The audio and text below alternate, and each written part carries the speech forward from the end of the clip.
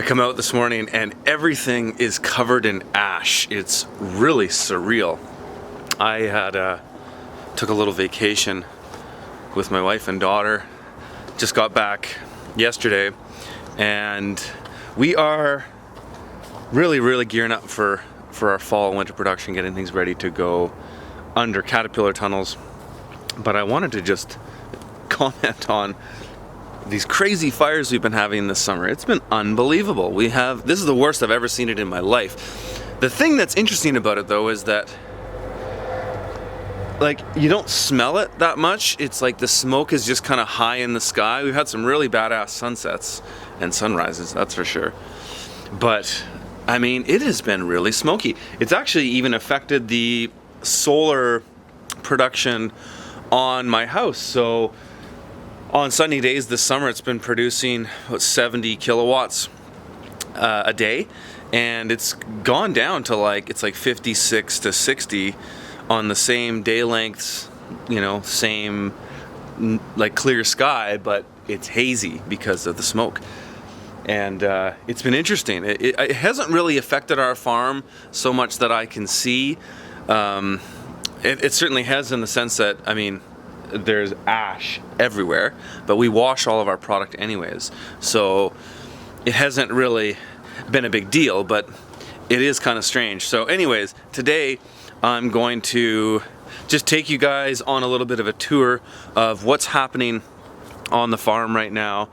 Kind of take you along with some of the things that we're going to be doing today. We're just going to be doing, it's a cleanup day, it's a planting day.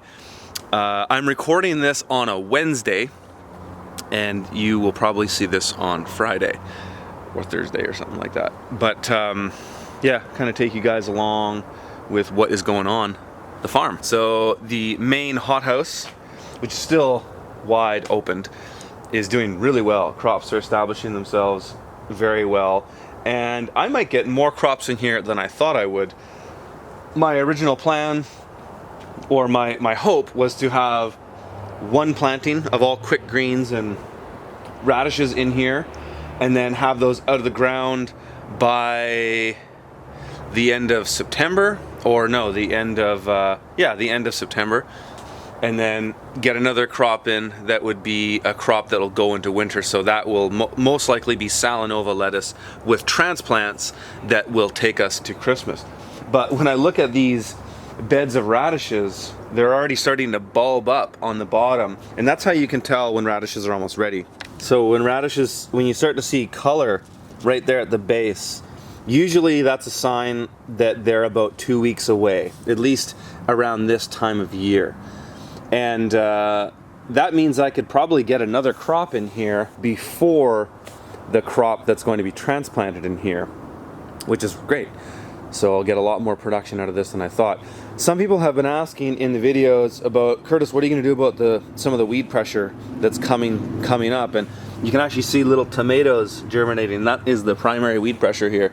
Well, it's not that big of a deal, actually. When I pull this crop out of the ground, all those tomatoes will come out, and then we'll essentially have a cleaner bed to plant into for the next crop. Now, I did actually flame weed some of these beds, not all of them. I actually did it on the last workshop in August when everybody was here, and flame weeded these beds, actually, these spinach beds. So they're pretty clean. Looking in there, very little weed pressure. There's one little tomato there. Pretty good here. Arugula has got some tomatoes in it. Nice thing about this though, or the easy thing about maintaining this, is that when I cut this, we wash it anyways. Those tomatoes are going to be really easy to identify, to clean out, and if you cut a tomato, it's not going to come back. So on the second cut, it'll be a lot cleaner, and then when we re-prep this bed again, it'll essentially be a stale bed.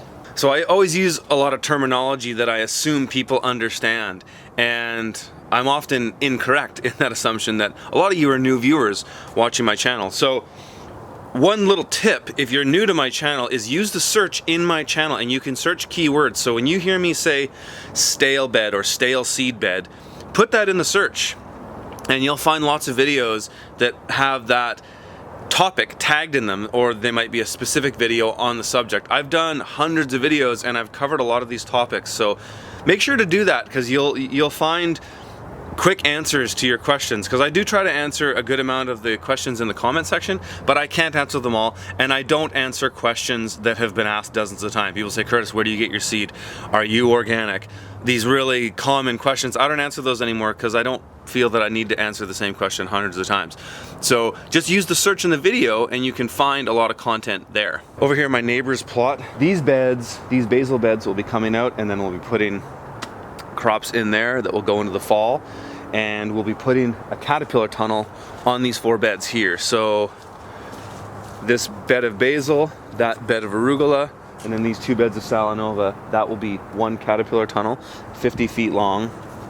And we'll be doing the same thing over on these 25-foot beds. If you guys remember, in the springtime, I had a 25-foot caterpillar tunnel here, so it'll cover this bed here.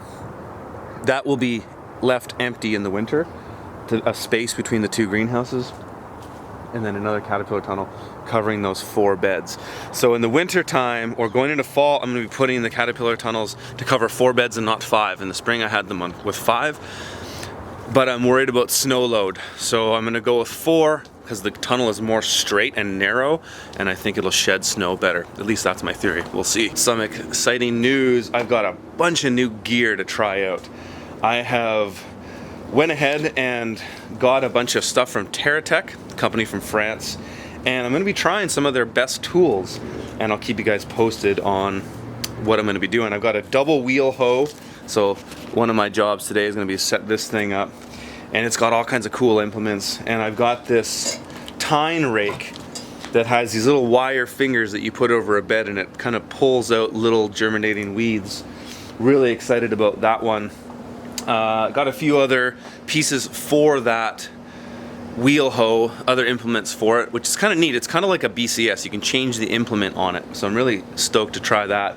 This big box, this is our vertical grow wall that is going to go up in the hothouse, and we're going to see how far we can push some things like basil, and I'll probably put some salanova lettuce and maybe a few other things to experiment with, but see how much we can push stuff into the winter. So this wall in this greenhouse is going, at least half of it is going to be the vertical grow wall that you've seen. If you watch my videos in the past, you have seen this vertical wall. It's dark in here because of the shade cloth. So it's basically more of this that's going to go in that hothouse. So we've got, I think, 400 pots. So each of these pots has a little sack with soil, and we're going to plant out a huge chunk of that greenhouse and kind of test out how this thing performs and how much further I can push my season. The neat thing about it is that it's going to be on the south side of that greenhouse, and it's going to be getting maximum light. And I want to see, you know, if I can effectively use the space better by going vertical in there. And I'm not worried about the shade it's going to cast on this greenhouse, because I'm no longer having stuff growing down below here. It's all on up here on the shelves now. So that was one thing I changed in this greenhouse from last season. I had a grow bed, and there's some part of it here. Had a grow bed all along this side here, but the shade from that polytunnel in front was casting too much of a shadow in the winter months that I wasn't really able to grow anything. So I'm here in the shade house, and we're pumping out lots of microgreens. Got some nursery stuff that's going to go in the ground relatively soon, some more salanova lettuce, and this is all automatically irrigated. I've done a video on this before, but I'm going to take the shade cloth off pretty soon here, actually. One thing it's doing that I'm realizing, as I said this, I just realized it's keeping the ash off all of my microgreens, and that's a really good thing. So maybe I won't take it off right away. Maybe I'll keep it on a little bit longer. The sky does seem to be turning a bit, so hopefully, yeah, the sky is getting a lot more clear, so hopefully we'll have less ash falling on things today. A number of people have been asking about goji berries. I've talked about them in the past, though I haven't made a specific video on them because I don't really feel like I know that much about it, to be honest, but I'll talk about what I've got. So This goji berry was actually pulled out of our plot that's 2 blocks away. I've got 3 or 4 of them there, and they're very well established. And I dug this one out in the early spring because it was just getting in the way at that plot. And I just replanted it here, and it didn't grow for like the whole spring. She didn't really start doing anything until about July. And what I realized is that what everybody told me, I've discovered was wrong. A lot of people in my area say that you can plant goji berries, you don't need to water them, you don't need to do anything to them, and they'll grow. And I found the opposite to be true. I have found that if you water them a lot, they grow like gangbusters.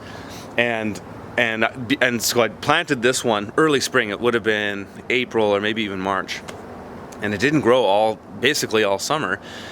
Until when I looked at the ones at our other plot, I realized that they actually get watered a lot because they're next to the irrigation system, and when those sprinklers turn around, they get those bushes, and so those bushes get a lot of water, and they produce like crazy. We've picked tens of pounds of goji berries and frozen them. My wife and I just go and pick them every night, so we have tons of stuff. And this one wasn't growing, so I just said, well, you know what, I'm just gonna start watering it. And so I just take my hose that's over there, and every Sunday I just put it on here for about 10 minutes. And I started doing that about a month ago, and bam, they're producing like crazy now. And so in my climate, with this variety of goji berry, watering them works. That's what makes them produce. And I don't even know what variety of goji berry this is. I wouldn't be able to tell you. And this was native, well, it wasn't native, but it was at that plot years ago before I started developing it, and it was in a place that wasn't very convenient, so I dug it out and moved it to the front of the plot and kept it there, and it's done really well since. So that is my goji berry story. So we're loading up the truck and we're gonna head over to our plot a couple blocks away, but first I'm just gonna flame weed these 2 beds here that are prime candidates to show an example of flame weeding. You can see all these little germinating weeds, which are just mostly tomatoes. So I'm going to burn the top layer of this soil with a flame weeder, and then I'm going to plant right after that. I've taken the backpack part of this flame weeder off, and I've just got a smaller propane tank just so I can carry it. I find it just a little easier to maneuver around. I kind of don't really like putting on that backpack. A lot of people always ask where I got this one. You can't even buy this anymore. The company that makes them is so back ordered, it takes a year to get it. So word on the street is Farmer's Friend has got a new model coming out. I'm still waiting on getting mine from them, but I think that's going to be the new flame weeding solution for at least us in North America.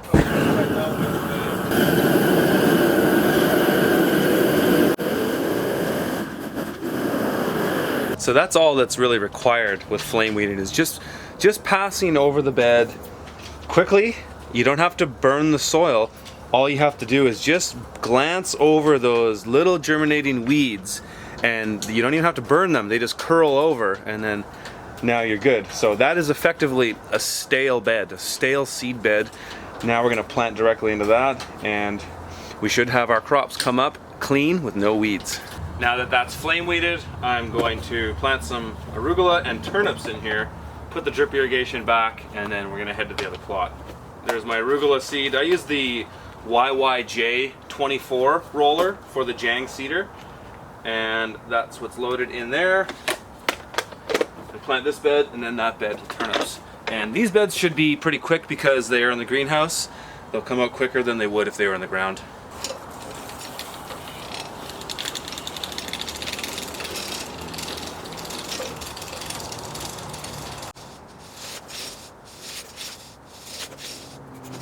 I'm gonna do a bunch of work here today. I'm cropping out these 2 beds of spinach, and Toby is turning over 2 beds of spinach that were harvested last week. I'm gonna replant all these beds. And this Salanova had just finished its 3rd cut. So now we're going to pull this stuff out with the paper chains and replant these as well. So people have been asking about this. What does it look like when you pull it out? I'll show you that. And we don't let it decompose in the soil. I suppose you could. It is just paper, but it does have like a glue in it, like an acid. I think it's an acetone glue.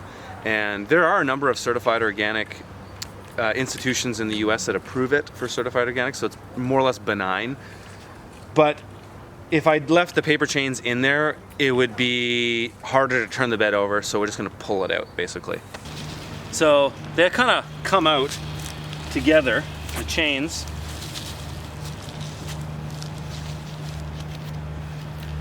They start to decompose a little bit, so it's kind of hard to just pull it and expect all of them just to come out one after the other. You end up just kind of pulling them out one at a time, but then the paper chains come out as well. And I'll throw all that in the compost. Now, since our season is wrapping up here, I just wanted to put out a reminder of my upcoming workshops in Tennessee and Arizona at two friends of mine's farms. And if you were sad to have missed the workshop on my farm this season, a couple things. One, I will be doing them again next season, and I'll probably put tickets up relatively soon.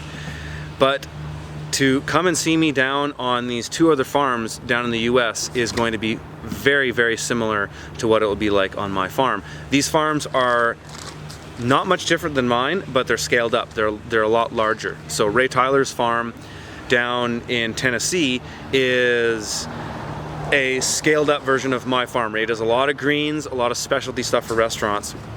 And Eric Schultz at Queen Creek, Arizona at Steadfast Farm, his farm is also very similar, same practices. They do a little bit more of a diversified model. They do a large scale CSA, but they also sell to a lot of restaurants, and all the same infrastructure, all the same tools are at both these farms. So if you're sad that you missed coming up here this summer, come meet me down in Tennessee or Arizona. Talk to you guys later.